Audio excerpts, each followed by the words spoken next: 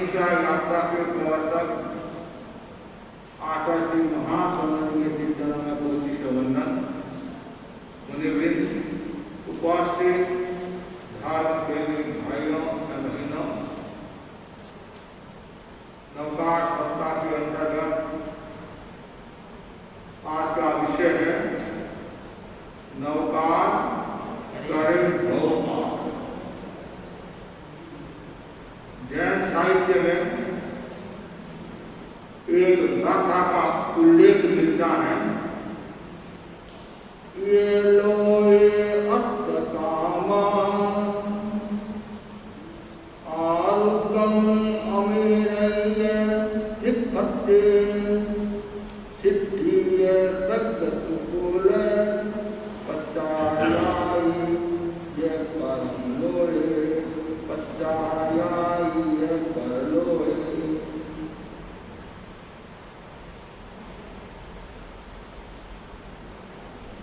जैन धर्म का अनुपम,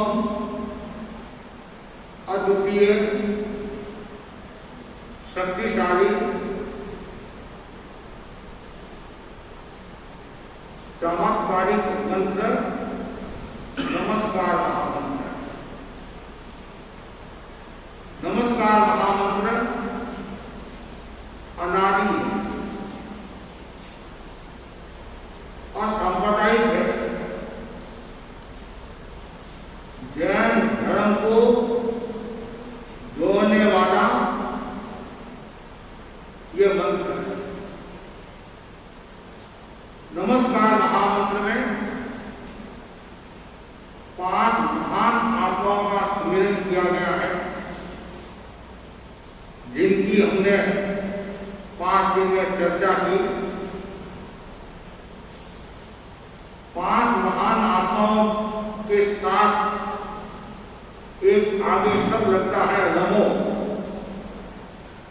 नमो अरहंता।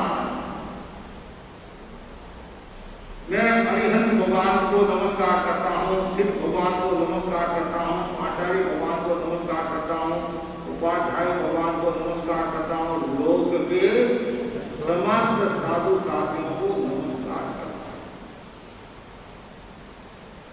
नमो एक न शब्द आता है और एक न शब्द आता है। न का भी अपना मूल्य है और न का भी अपना मूल्य है। प्राकृत में जो न शब्द आता है वो न से भी ज्यादा पावरफुल है, ज्यादा शक्ति संपन्न है। इसलिए नमो नमो मतलब नमस्कार। नमस्कार किसको करना? अध्यात्म की दृष्टि से नमो सिद्धाण नमो लोए सर्वसाधन। जब तीर्थंकर भगवान दीक्षा लेते हैं सबसे पहले क्या बोलते हैं? नमो सिद्धाण। मैं सिद्ध भगवान को नमस्कार करता हूं। और उसके बाद आता है नमो लोए सर्वसाधन, क्यों साधु बनते। और आचार्य उपाध्याय अरिहंत ये पदवी ये सब इनके अंतर्गत आता है।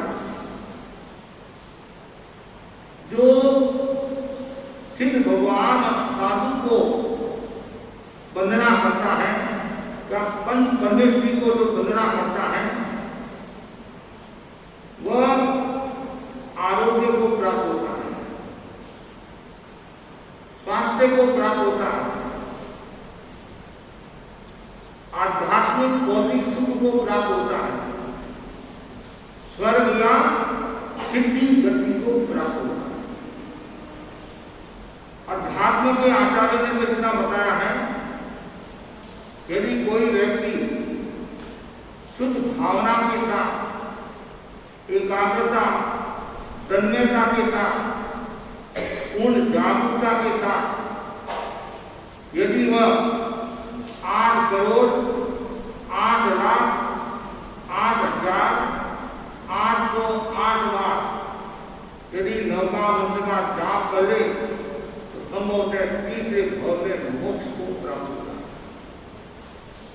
इससे बढ़कर और क्या लाभ होगा? जैसे समुद्र को पार करना है, जहाज की आवश्यकता रहती है, नाव की जो भी है उसकी आवश्यकता रहती है।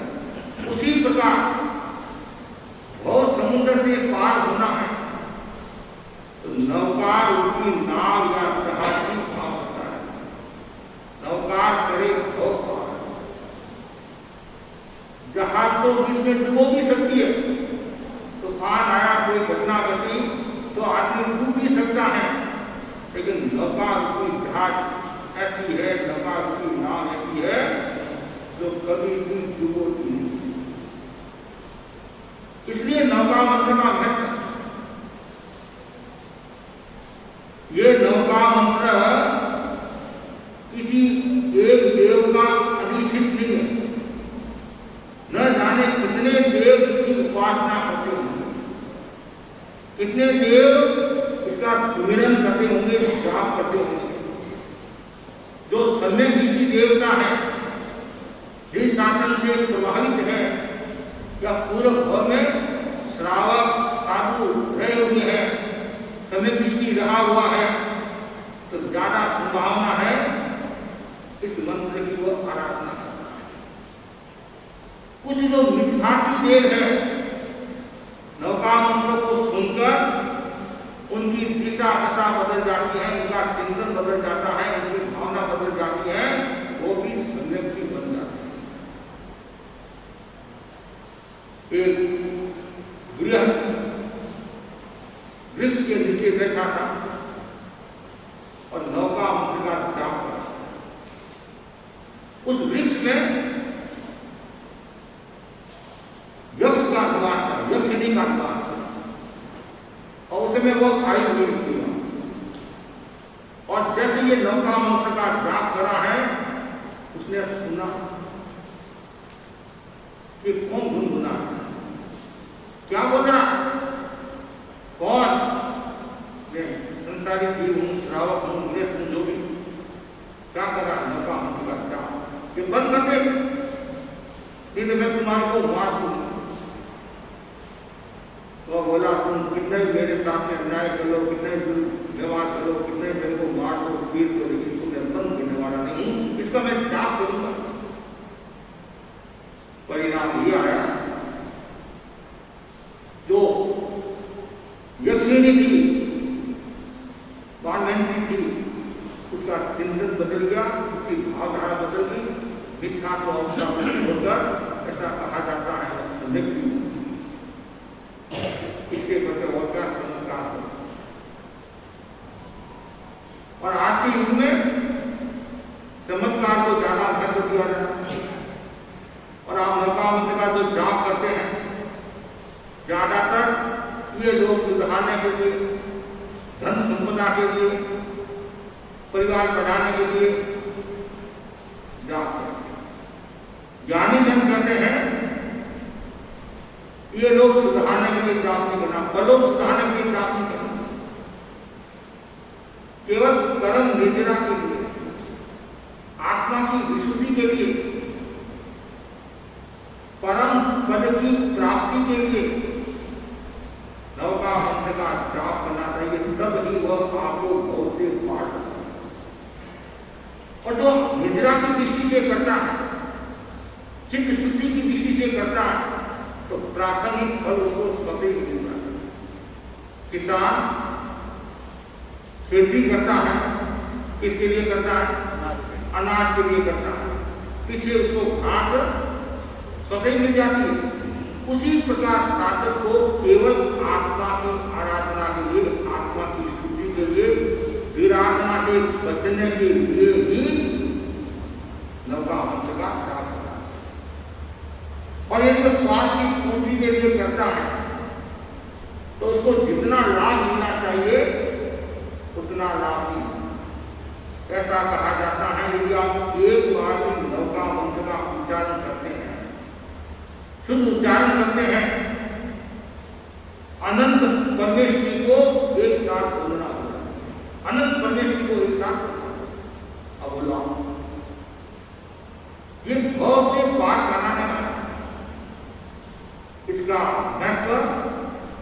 केवल जैन साधुओं ने ही, जैन श्रावकों ने ही, अन्य मतियों ने भी इनके महत्व को उजागर किया है।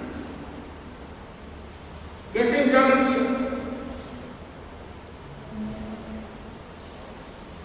उड़ीसा की घटना है। हमने तीन प्रक्रिया की इस एरिया में वितरण करी थी और वो एक गांव से दूसरे गांव जा रही, किसी भाई ने कहा महाराज यहाँ एक चमत्कारिक बाबा रहता है, पदार्थ मिले, चलो। जैसे ही उनसे मिले, सबसे पहले वो बोला वंदामि नमस्कार। फिर परिचय हुआ तो पहले उसने बताया महाराज मैं साथियों का काशी दे रहा हूं, जैसे हमारे साथ गजा राम है वैसे मैं साथियों का काशी था।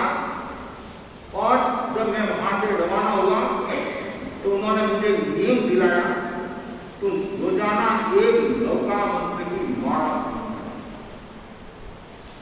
मैं रोजाना नौका मंत्र की माला फेरता और उसका इतना प्रभाव पड़ा, गांव में कोई बच्चा बीमार हो जाता तो सब मेरे पास उसको लेकर आते, मैं वो नौका मंत्र का धारा देता और बच्चे ठीक हो जाते, इसलिए मुझे उपस्थिति मिलती। फिर वह बोला महाराज हमने जी आप जा रहे हो तो गाड़ी के अगले भाग में आप पानी डालते होंगे, और एक केरम ऐसा कोई इतना पानी डाला और फिर कहा महाराज हमने जी 200 किलोमीटर तक कोई पेट्रोल भराने की आवश्यकता नहीं है, 200 किलोमीटर तक और ये पानी से आके काम हो रहे। हमने जी भी देखती रही, लोग भी देखते रहे, लंबा रास्ता था, लंबा सफर था, आराम से पहुंच के न तो पेट्रोल जलाना पड़ा न कुछ, ये नौका मंत्र। दुर्भाग्य की बात यह है अन्य मती तो श्रद्धा के साथ में आराधना करते हैं, जाप करते हैं, और जो जिनके पास में जाना है, जिनके पास में संपदा है, और जब हम नौका मंत्र के जाप की बात करते हैं ये तो मैं जानता, और ये तो समस्या है। पापड़ में पानी डालना जानना है कैसे? गुड़िया ने बहुत से कहा वो पापड़ बनाने, वो बोली हाँ मैं जानती हूँ। फिर भी गुड़िया ने सोचा ऐसे बनाना ये भी मैं जानती हूँ, ऐसे बनाना ये भी मैं जानती हूँ, इसमें खाट डालना ये भी मैं जानती हूँ, तेल डालना ये भी मैं जानती हूँ, लोहा करना वो भी मैं जानती हूँ। फिर इसको बांटना, इसको बोलो आपकी भाषा में बेलना, और फिर बर्तन में डालना, ये भी मैं जानती हूँ। अब सासू के मन में आया जानती कुछ नहीं है, सारा मैं बता दूं, फिर भी ऊपर टीका करिए मैं जानती हूँ, मैं जानती हूँ, मैं जानती हूँ, मैं जानती हूँ। इसको चमत्कार करना है। उसने गुड़िया ने कहा वो इतना होने के बाद में एक काम और करना, क्या सासुरी एक लोटा पानी डालना है, तो ये भी मैं जानती हूँ, तो जानती हूँ तुम्हारे बाप को लो। उसने पानी डाला, क्या हुआ? रावड़ा शाम को पति दुकान से घर आया, फिर पति से कहा कि जो नए पापड़ बनाए हैं, पापड़ सेक कर रहा और खाए, और ये तो रावड़ा था, ये क्या मैं क्या हूं तुम्हारी पानी ऐसा होता है। आदमी दूसरों की प्रज्ञा देता है, दूसरों के दोष निकालता है, दूसरों के अवगुण निकालता है। जिस दिन खुद के अवगुण निकालना शुरू करेगा उस दिन मेरा पास हो जाएगा। मैंने कल तक वो डंडा वाली बात बताई कि वो भी रह गई थी। गुरु ने शिष्य को डंडा दिया और शिष्य ने पूछा डंडे की क्या विशेषता है? कि विशेषता ये जिसके सामने ये चंदा करेगा नहीं, उसमें जितने अवगुण हैं वो सारे के सारे अवगुण उसमें आ जाएंगे। चंदा ले लिया, शिष्य के मन में आया पहले गुरु जी की परीक्षा करें। गुरु जी के बिना अवगुण जैसे चंदा किया, उतने सारे अवगुण गुरु जी ने ऐसे गुरु जी नहीं करे। गुरु जी ने सोचा मैंने 10 आदमी को चंदा हो रहा है, हर एक को ज्ञान भी देना, शास्त्र के बिना ज्ञान देना, सांप को दूध पिलाना। सांप को दूध पिलाने क्या होगा? जैन होगा। अब शास्त्र को यदि ज्ञान देंगे तो हमारे लिए भी नुकसान हो सकता है, सामने वाले के लिए नुकसान। गुरु जी का शिष्य एक बार ठंडा मेरे को वापिस दिए, और गुरु जी ने वापिस लिया और शिष्य के सामने किया। वो पूरा डंडा तो भर गया, 2-4 डंडे और हो गए तो बढ़ जाता। गुरु जी ने कहा शिष्य मेरे में तो इतने अवगुण या तुम्हारे में इतने अवगुण भरे हुए हैं, दूसरों के दोष निकालने की बजाय अपने आप दूसरों के दोष निकालने की बजाय खुद के दोष निकालो, मेरा पार हो गया। तो वैसे ही वो ने क्या किया, सब किसी के दोष निकाले। कि तुम्हारी माँ ने मुझे ऐसे बताया, तो बेटा माँ की बात क्या, माँ ये क्या किया? माँ ने कहा बेटा मैं क्या करूँ, तुम्हारे दो कैसे ने कॉपर से पानी डालना जानती है, उसने पानी डाला, उसका परिणाम क्या आएगा उसको भी देख। तो कहने का मतलब ये है, ये तो मंत्र है, इतना प्रभावशाली है, इतना प्रभावशाली जिसकी हम कल्पना नहीं कर सकते हैं। लेकिन समस्या यही है हमारे जैन हिंदू, ये मैं जानता हूँ, ये मैं जानता हूँ, ये मैं जानता हूँ। अरे जानता तो है, अरे जानने से क्या होगा, मानने से क्या होगा, उसको तुम आचरण में ला। एक जैन बंधु मुस्लिम भाई के पास वो मंत्र आदि का जानता था, उससे कोई बीमारी होगी, उससे गाड़ी होगा, और मुस्लिम के पास गया, मेरे लिए समस्या उसने ताबीज सुना कर दिया। और जैन भाई ने पूछा इसमें क्या है? मुसलमान भाई ने सहजता के साथ सरलता से बता दिया इससे नौका कि ये तो मैं जानता हूं। तो मूर्ख जानता तो फिर मेरे पास में क्या है? इससे बढ़कर दुनिया में कोई मंत्र नहीं। और इस मंत्र की सबसे महत्वपूर्ण जो विशेषता है कि व्यक्ति विशेष नहीं है, इसमें व्यक्ति की पूजा नहीं है, गुणों की पूजा है। इसलिए ये सर्वमान्य है। और जैन धर्म को जोड़ने वाली जो 2 बातें हैं, नौका और हवाई, एक है। आप कहीं भी जाओ, आप किसी भी परंपरा के वहां जाओ जाप होने के लिए, तो नौका मंत्र में कोई आपत्ति नहीं है। क्यों? इनकी बहुत बड़ी विशेषता, बहुत बड़ी संपदा है। तो ये जो महान आत्मा है, हर पल हर क्षण मन में ये भाव है कि मैं इसको कभी छोड़ू नहीं। और जिनके पास में नौकार की शक्ति है, नौकार घूमता रहता है, तो उत्सर्ग की संभावना नहीं। ये नील मंत्र कह सकते हैं, ये अनादि मंत्र है, ये कल्याणकारी है, मंगलकारी है, हितकारी है। इसकी जो रचना है, एक परंपरा के अनुसार तीर्थंकर भगवान करते हैं, कुछ कहते हैं गंधर करते हैं, और ऐसे ये अनादि भी है। और जब तीर्थंकर भगवान होते हैं तो ये इसकी रचना होती है। और ये नौकार है वो बहुत से पार कराने वाला। कैसे? जैसे कमल के विकास में सूर्य निमित्त होता है, उसी प्रकार जीव के भोग पार में नौका निमित्त। जब भी आदमी के संकट आता है, दुख आता है, पीड़ा आती है, किसका जाप करते हैं? नौकार का। और ऐसे भी आदमी को दुख आता है, पीड़ा आती है, तो या तो भगवान को याद करते हैं, राम को याद करते हैं, नौकार को याद करते हैं, विष्णु को याद करते हैं। अब कुछ लोग कोई भी कार्य करते हैं तो सब सबसे पहले नौका बंदगा जा कि मेरे को विघ्न न आए, कोई बाधा न आए, कोई कष्ट न आए। और जब आदमी के कष्ट आता है उस समय भी नौका याद आता है। उदाहरण के लिए काफी दीपावली आचार्य भारती स्वामी के शासनकाल में विकसित हुई और ऋषि राय के समय प्रमुख साध्यों में एक साथ जयाचार्य ने साथी प्रमुखा का पद सिद्धन किया। उससे पहले साथी प्रमुखा नहीं थी, साथियों की व्यवस्था संभालने वाली 3 साथियां भिक्षु स्वामी के समय में कौन साथी थी पता है? बरजू जी।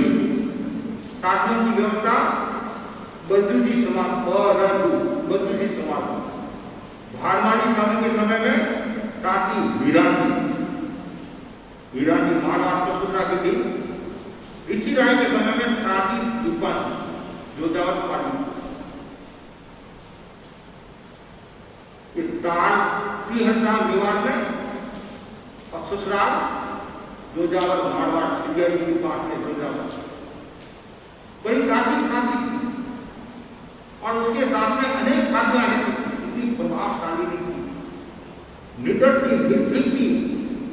कभी कभी जो काम पुरुष नहीं कर सकते, भट्ट नहीं कर सकते, ये कर सकते। इतना प्रभाव। और किसी गांव में चली जाती माई थी ये कुशल का है, भूत पुतलियों का है, तो सब भाग इतना प्रभाव।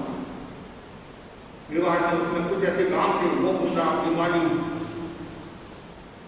हर किसी का मां चातुमास नहीं करा।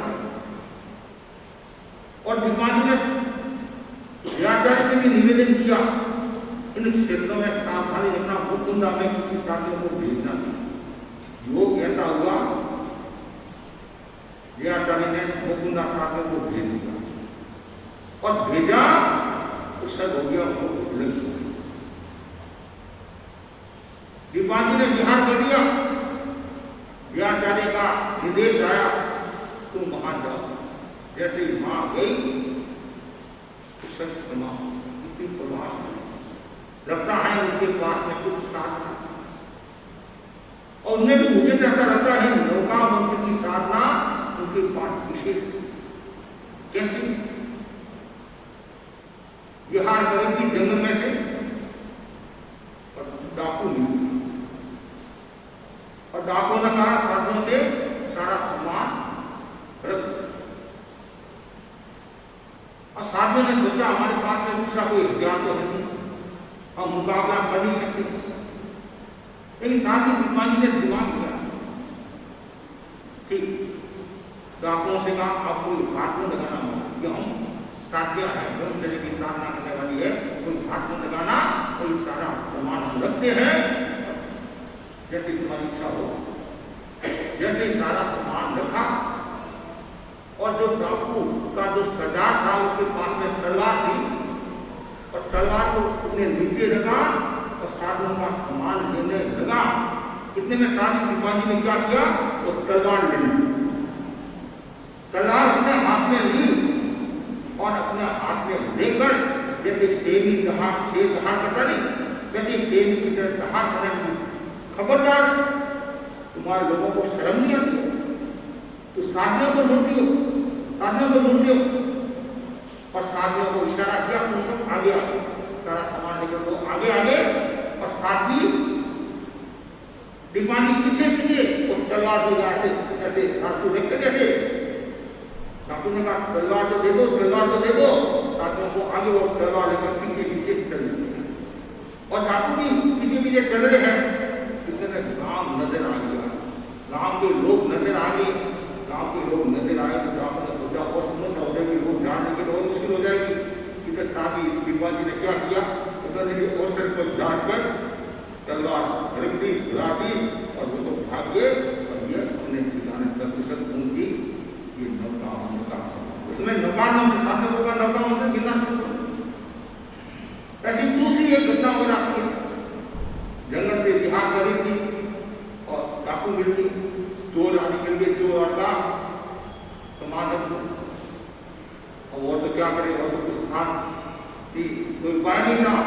समाज का औकात को इशारा कर दिया, घेरा लगा, ऐसा घेरा लगा दिया, सामान इसमें रख दिया और दीपाली सामान के पास में बैठ गई और सबको इशारा कर दिया, लगा उसका जाओ नमो अरहंतारं नमो सिद्धारं नमो आर्यानं नमो वज्रायानं नमो लोहितसहस्रम। और ये जाप शुरू किया तन्मयता के साथ, एकाग्रता के साथ, भक्ति के साथ, श्रद्धा के साथ। जो चोर आदमी के उन्होंने सोचा कि कोई देवी की आराधना करी, देवी की आराधना करी है, कुछ जादू टोना करी है कि मन को फंसा न दे, मन को मार न दे। तो भाग्य ये अपना सम्मान अपने लेकर हमने उनकी मैंने बच्चों के बीच में बात कही कि एक व्यक्ति को, चोर को फांसी की सजा होगी, अब फांसी की सजा होगी, थोड़ा बीच में टाइम था, उसने लंबा मुझका जाप किया, परिणाम भी आया, काफी लोगों को किया क्षीण लंबा मुझका प्रभाव। और एक घटित घटना, चंपालाल की डेथ खड़ी के थे, राजस्थान शुरू के कलकत्ता में रहते थे, समाई करके बैठे हुए, इतने में एक चिड़िया नीचे गिरती है, उसके प्राण होंगे वो उड़ने वाले हैं। चंपालाल जी के मन में आया इनको कुछ सुनाना चाहिए। हम भी कभी रास्ता में कोई घायल है या कोई बेहोश पड़ा है आती है तो उनको नौका हम सुनाते हैं, यदि श्रद्धे स्वीकार करे तो बहुत सुधर जाए। तो वैसे ही नौका मंत्र सुनाया, मंगल पाठ सुनाया, उस समय तक उसका आयुष्य का बंध नहीं हुआ। आयुष्य का जो बंध होता है उसकी प्रक्रिया होती है, ये तो रात में अन्न भक्ति को व्यक्तिगत रात में परिणाम कैसे है, भावधारा कैसी है। तो जैसे ही उसने नौका मंत्र सुना, मंगल पाठ सुना, उसका आयुष्य पूरा हो गया, मरकर वो देवलोक में देवलोक और देवलोक में गए, उसने अपने ज्ञान बल से जाना, जो समय किसी होगी, अभिज्ञान हो गया, मिथ्यात्व जो विभुम अज्ञान, उन्होंने अपने ज्ञान बल से जाना कि मैं देवलोक में कैसे आई, मैंने ऐसे कौन से कर्म किए जिनके कारण देवलोक में। कभी कभी आप पूछते ना, मैंने ऐसे कौन से कर्म किए जिनके कारण मेरे पास में इतनी संपदा है, और मैंने ऐसे कौन से कर्म किए जिनके कारण मैं कुछ भोग रहा हूं, तो ज्ञानी ने मुझे वो बता दो।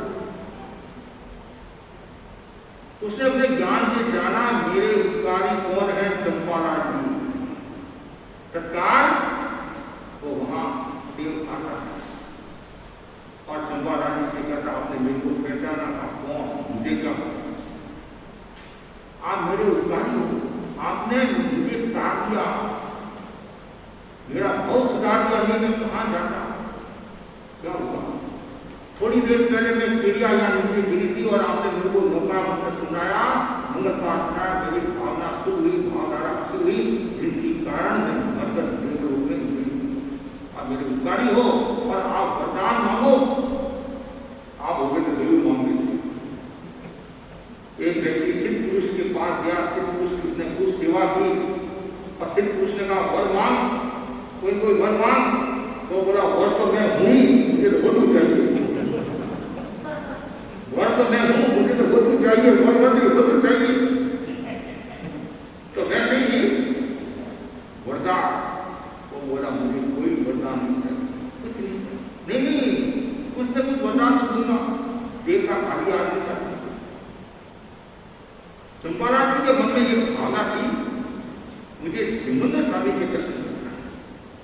अब सिमंदर स्वामी के दर्शन यहाँ से लोग जा नहीं सकते, न कोई ऐसी व्यवस्था है, ट्रेन भी मामलिक क्षेत्र में जाती हुई है, न हमारे पास इतनी शक्ति है। पुराने समय में तो साधु भी चले जाते थे, शक्ति के आधार पर, विद्या के आधार पर, बुद्धि के आधार पर, वो भी वैसी शक्तियां लगियां नहीं। तो उनकी भावना थी मुझे सिमंदर स्वामी के दर्शन करना।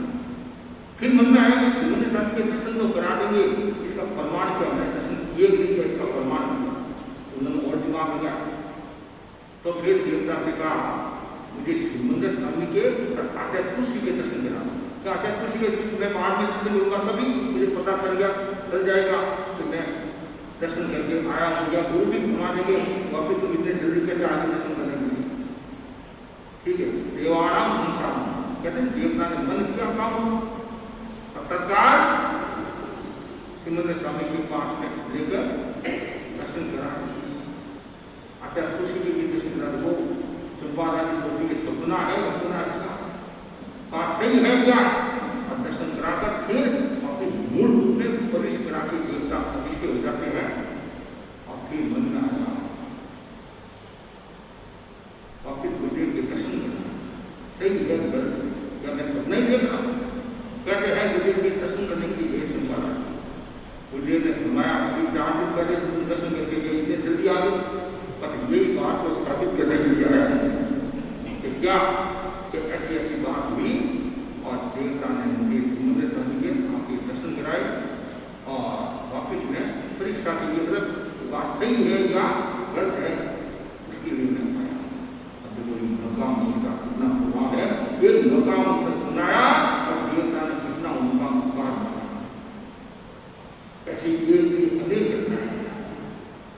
तो मैं सभी भाई बहनों को कहना चाहता हूँ हम मौका मनुष्य के प्रति आशा रखे और कोई मनुष्य के प्रति आशा रखेंगे लेकिन कम से कम मौका मनुष्य के प्रति आशा और जितनी ज्यादा घनीभूत आस्था होगी उतना ही व्यक्ति शक्ति को प्राप्त होगा, शक्ति को प्राप्त होगा और अपने जीवन को अच्छा निर्मल बोध करता है। हमारे जैन आगमों में भी जैन ग्रंथों में भी नौका मंत्री के बारे में हुआ है और उनका क्या फल है, जिन्होंने भी उनका सुमिरन किया उनका बेड़ा पार हुआ है। हम बच्चों को सुनाते हैं अमर कुमार की कहानी, जो जैन विद्या पहले भावना की अमर कुमार की कहानी, और अमर कुमार की कहानी में प्रेरणा मिलती है कि जो व्यक्ति नौकार में लीन रहता है अग्नि भी बुझ जाती है। सुदर्शन देव की घटना आती है, सूर्य पर चढ़ाया गया और नौका का जाप किया, क्या परिणाम आया। श्रीपाद मैना सुंदरी का उदाहरण आता है तो नवपत की ओरी करती है आंबिल की साधना नौका का जाप का तो कुछ रोग पति का इसलिए इसको इतना महत्व नहीं दिया। मैं तो इस बात से दिया है कि उसमें कुछ शक्ति नहीं और हम सौभाग्यशाली हैं कि हमें ये मंत्र मिला है।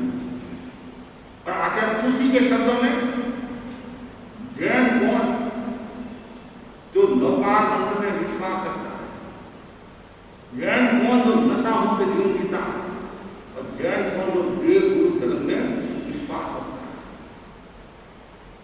संसार में जितने भी लोग हैं यदि वो नौका मंत्र जानते हैं, नौका मंत्र में विश्वास रखते हैं, वो हमारे सारे भाई बंधु नमस्कार जो नौकार को जानता है वो सब सारे के सारे हमारे भाई हैं। क्यों? तो देश शासन के अंग प्राथमिक शास्त्री बनाने वाले पठ्यक्रम का प्रारंभ नमस्कार सूत्र, नमस्कार सूत्र से सबसे पहले नौका मंत्र और भगवती सूत्र में भी जो मंगलाचरण के रूप में नौका मंत्र के बारे में खूब बताया। नमो अरहंतान, नमो अरिहंतान, नमो अरुहंतान। एक केवल अरिहंतान की नहीं, अरहंतान की, अरुहंतान की। और हम धातु संस्कृत में वो योग्यता के अर्थ में परम अर्हता संपन्न। आचार्य महाभगवती लिखते हैं अरिहंतानम, अरिहंतानम में शत्रुता का भाव, हिंसा का भाव है। जब वीरराग तो राग देश से रहित है तो फिर हमारे मन में वो हिंसा का भाव क्यों है? इसलिए नमो अरहंतान, परम अरहता संपन्न एबिलिटी में भी परम अरहता संपन्न नमो, नमो अरहंतान, नमो अरहंतान, नमो अरहंतान। केवल एक नमो अरहंतान बोलते बोलते भी व्यक्ति परम अरहता को प्राप्त हो सकता है। और सरल भाषा राग देश से तो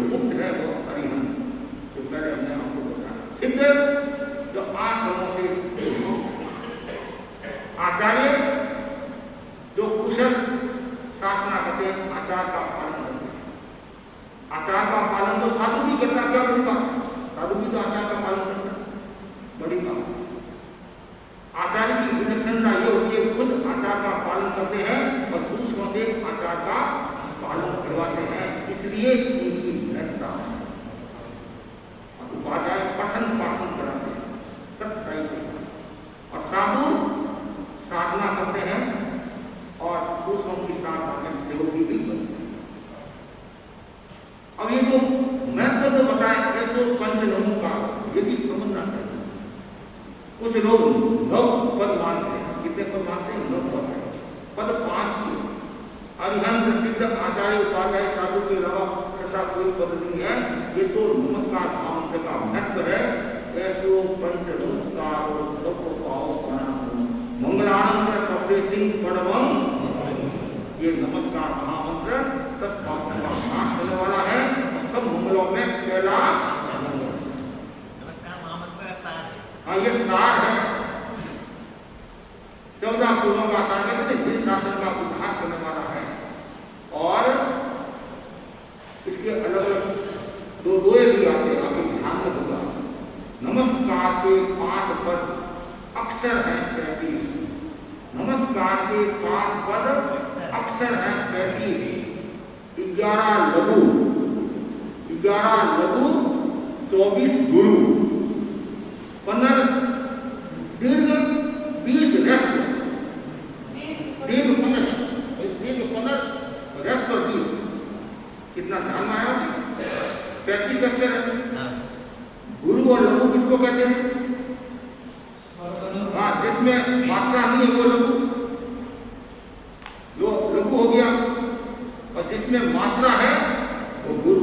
जैसे अ, ई, उ, री, री, ये लघु है। अ, ई छोटी, उ, री, री, ये लघु है। और गुरु आ, ई आदि, ये सब गुरु भी है और ये दीर्घ भी है। अब गुरु कब होता है? ये आप समझने की बात है।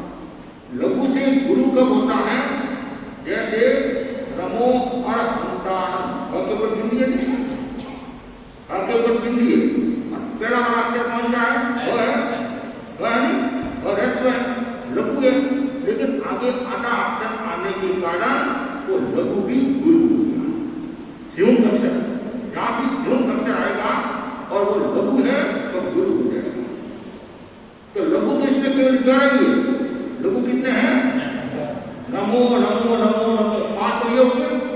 फिर अ 6 और र 7, और उसके बाद में य री आ गया, य री 9, फिर उ 10, फिर नमो लोए संव व, ये 11 लघु है और 24 गुरु है। और दीर्घ कितने हैं? 15 दीर्घ, बड़ी मात्रा। दीर्घ का मतलब बड़ी मात्रा। और रस्व 20 हो जाएंगे। जो लघु है वो तो रस्व है ही, और जो लघु के ऊपर जो बिंदी है, लघु के ऊपर जो बिंदु है वो भी रस्व में आएंगे और गुरु में आएंगे। तो ये भी ध्यान में रखना चाहिए। नमस्कार के 5 पर अक्षर है 35, 11 लघु, 24 गुरु, दीर्घ 15 रस्व 20।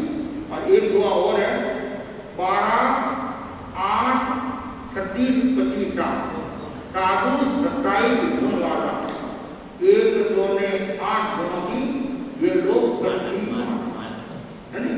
तो ये दो दोहे भी आपको याद रखना चाहिए। तो आज मैंने नवकार मंत्र के बारे में बताया। नवकार करें 2 बार, जितना होता है उतना हो रहा है। 10 हो गया, ज्यादा समय का अतिक्रमण हो गया थोड़ा सा। तो नवकार करें 2 बार। तो सभी भाई बहनों को कहना चाहता हूँ, अब ज्यादा से ज्यादा नौकावती की आराधना करे। और जो नौकावती की आराधना करता है वह व्यक्ति विराधना से बच जाता है। किससे बच जाता है? विराधना से बच जाता है, दुर्गति से बच जाता है, अधोगति से बच जाता है, तो स्वर्ग का मोक्ष को प्राप्त होता है। ऐसा ज्ञानी जन कहते हैं। इसलिए ज्यादा से ज्यादा भाई बहन इनकी आराधना करें। और जैसे बोलते ओम ह्रीं श्रीं नमो अरहंतां, तो दूसरे लोग क्या कहते हैं? 13 साधुओं ने नौका मंत्र की महत्ता को कम कर दिया। यह तो नमो अहंकार है और ये साथ में ह्रीं श्रीं और जोड़ दिया। ये उन्होंने गलत काम किया। लेकिन जैन ग्रंथों में भी आता है नौका मतलब कमजोर नहीं है, ये तो अनंत शक्ति संपन्न है और अनंत शक्ति संपन्न रहेगा। विशेष है महत्व वाला, इसको और महत्व देने के लिए इस बीजाक्षर का प्रयोग किया गया है। ह्रीं श्रीं धज्जा युक्त बनो, शक्ति मतलब ये आबा युक्त बनो, ये बीजाक्षर है। तो इसका मतलब ये नहीं है कि भाई नौका मंत्र को हमने तोड़ कर दिया या नौका मंत्र को कमजोर कर दिया। नौका मंत्र हमेशा शक्ति संपन्न रहेगा। और इन 5 पदों में सकर्मा कितने अकर्मा कितने हैं? कोई शंकर जी, सकर्मा कितने अकर्मा कितने? हाँ, 4 तो सकर्मा है। कर्म है भी अरिहंत आचार्य उपाध्याय साधु के और सिद्ध के कोई कर्म और 4 अशरीरी है, सिद्ध अशरीरी है। 4 के शरीर नहीं, अरिहंत के भी शरीर, जिनके कर्म उनके शरीर। 4 आहार करने वाले हैं, 4 आहार करने वाले हैं और एक मेरा हारी हार नहीं करने वाला है। इसलिए ज्यादा से ज्यादा इस मंत्र की आराधना करे। और यहाँ तक बताया गया है, आपको भी आश्चर्य होगा, मोहनी कर्म की स्थिति कितनी है? 70 करोड़ को उठा देती है मोहनी कर्म की स्थिति। और वो स्थिति कम होते होते होते 1 करोड़ की स्थिति रहती नहीं, उसके अंदर अंदर तब व्यक्ति नौका मंत्र को कंठस्थ करने का उसको अवसर प्राप्त होता है। अब इसके मतलब और क्या आपको बताऊं, कहने का मतलब है नौका मंत्र का इतना बड़ा महत्व है। तो सब घरों में नौका मंत्र का जाप करिए। मैं तो आपको ये कहना चाहता हूँ, आप भी रोजाना 10 मिनट, केवल 10 मिनट 12 मिनट तक प्रयोग करके देखिए। एक समय ये होना चाहिए, ठांडी ये होना चाहिए। और घर में जितने सदस्य एक को छोड़ कोई काम आ रहे, सारे के सारे वहां बैठ कर श्रीमंत स्वामी को वंदना करके, श्रीमंत स्वामी को वंदना करके ठीक 9 बजे, समय का क्या नहीं, 9 1 नहीं, ठीक 9 बजे को 10 मिनट का जाप करें और बाद में अपने आराध्य अपने इष्ट को गुरु को वंदना करें। फिर आपको घर में शांति कितनी रखी है। और कल इसके बारे में और विस्तार के साथ बताता हूँ। कल हमारा जो विषय है नौका से संबंधित है, नौका साधना विद्या और प्रयोग। नौका कैसे साधना करना, प्रयोग और विद्या के बारे में बताने का हमारा